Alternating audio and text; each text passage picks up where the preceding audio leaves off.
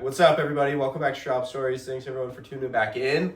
Today, the waves are currently firing, and we're going to go ride the Superfish down at one of my favorite waves here in town.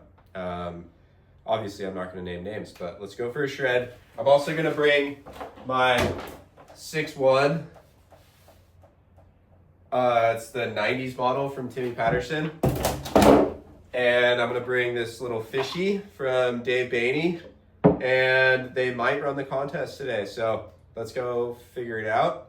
And we'll come back and we'll talk to you guys about barrel riding.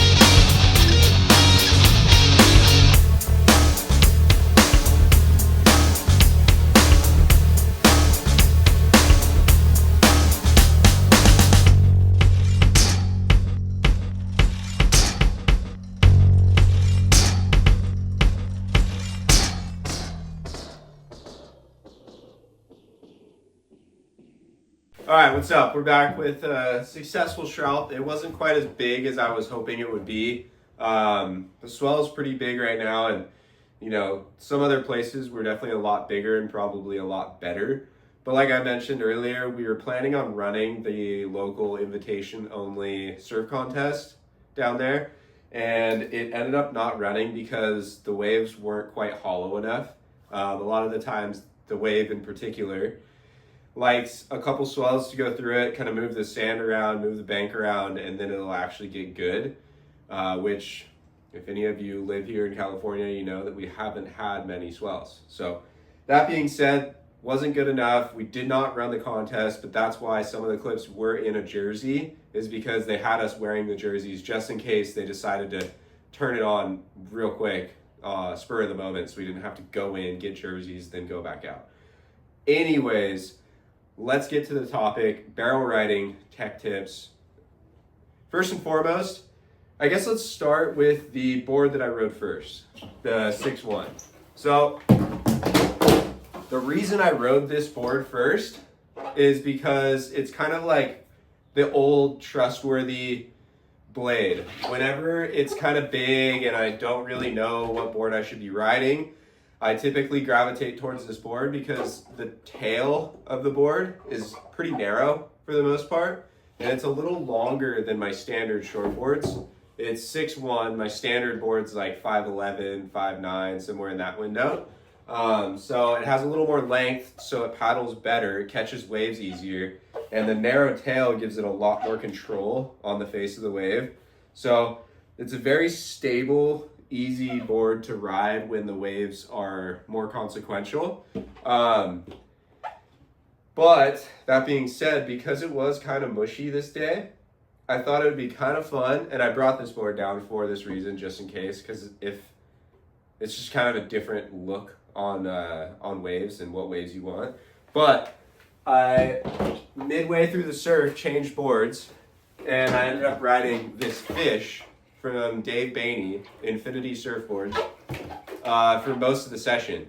Now, the reason I did this was because the wave wasn't that heavy, but it was fast. So a soft wave that is running down the line quickly is going to be really hard to keep up with on the 6'1", but the fish, on the other hand, will generate speed over those flat spots like it's nobody's business. There's also a lot less drag because there's not as many fins on the board. There's only 2, whereas the thruster obviously has 3. So that center fin on the back of your board is going to cause a lot of drag. Along with the 6'1" has more rocker in the board, so it'll fit in a steeper cuppy wave, but it also will push more water too. It'll not plane as easily across the surface of the water. So that being said, this is a point break style wave. So I rode the fish, and the fish was night and day easier to ride. The hardest part of riding this board was getting it to slow down enough to fit into the barrel. So you had to pick special different lines to actually manage yourself, manage your speed, manage the board, and get it up into the barrel. Thankfully, I did do that a couple times, but you'll notice the whole time I'm not really pumping much. I'm kind of just like weaving around the section, going straight, coming off the bottom, shaving off a bunch of speed, and then pulling in. And that's because these flatter rocker boards are really fast. And if you think about it, if you took this same board and you added about, what is that, like 3 inches to the tail, and probably like, 6 inches to the nose, put a little more rocker in it, it's pretty much a standard shortboard. It's just you cut the nose off and you cut the tail off. That's why I like it for these type of waves, because it's a shorter profile board that fits in a tight pocket, and if you can get it into the wave, it's going to work just the same, if not better. So I really enjoy riding a fish sometimes because it mixes things up, just changes your outlook on the waves, and it allows for a lot of fun. So, but one of the big tech tips I want to bring up today for front side, specifically front side barrel riding, is when you're paddling for the wave, don't paddle straight at the beach, paddle down the line.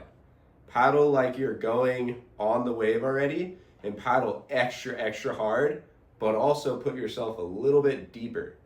You want to be a little deeper and you want to be paddling down the line because that'll allow you to get into the barrel in the beginning part of the wave. If you're paddling in and you're deep and you're going straight when you're paddling, you're going to take off, go straight, and then have to turn into the wave, which is going to slow you down a lot, and you probably will not make the wave. Now, if you're paddling sideways and you drop in, your board's already locked into this position that you want to be going, and you'll just drop right into it, already turning the way that you want to be turning. So it's just a kind of a little setup, a little secret tip that I like to use for when there is heavy waves like that. So it looks like we have some waves on the forecast here in our area. We are in Southern California somewhere, and it looks like it should be pretty fun for the next couple weeks. So go get off YouTube, go get a shroud in, even if it's flat, go get some waves, and stay in the water and let's have some fun. But first, like, comment, and subscribe. I'll catch you guys next week.